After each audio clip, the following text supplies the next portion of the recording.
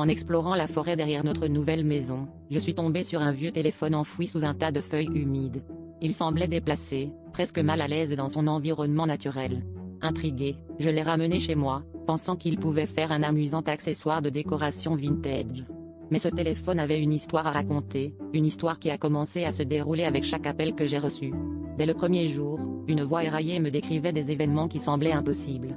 Une chute inexplicable dans la salle de bain, une rencontre inattendue avec un étrange voisin, et des accidents que je n'aurais jamais pu anticiper. Chaque message était une prophétie sinistre de ce qui m'attendait. Les appels devenaient de plus en plus fréquents, et chaque prédiction se réalisait avec une précision effroyable.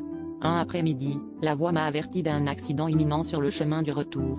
Pris de panique, j'ai décidé de rentrer à pied plutôt qu'en voiture. C'est là que j'ai vu l'accident se produire exactement comme décrit, épargnant ma vie de justesse. Je ne pouvais plus ignorer l'évidence. Ce téléphone n'était pas simplement un objet abandonné. Il était une fenêtre vers un avenir sombre et inéluctable. Mais ce qui m'a véritablement glacé le sang, c'était l'ultime message que j'ai reçu. La voix, cette fois plus calme, m'a parlé de la découverte d'un corps dans la forêt, à l'endroit même où j'avais trouvé le téléphone.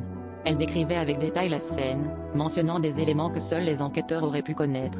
Je compris alors que le téléphone n'était pas seulement un messager, mais qu'il était lié à quelque chose de bien plus sinistre, quelque chose qui était toujours là, attendant son moment pour se révéler. Terrifié par cette révélation, j'ai décidé de retourner dans la forêt pour remettre le téléphone à sa place. Mais à l'endroit exact, je n'ai trouvé qu'une tombe marquée d'une pierre simple, sans nom, juste une date. La date du jour où j'avais trouvé le téléphone. Je me suis enfui, le cœur battant à tout rompre, mais je savais que je ne pouvais pas échapper à ce qui était déjà écrit. Depuis, je n'ai plus jamais répondu à un appel inconnu, mais chaque sonnerie me rappelle ce que j'ai vu et ce que je sais désormais être vrai.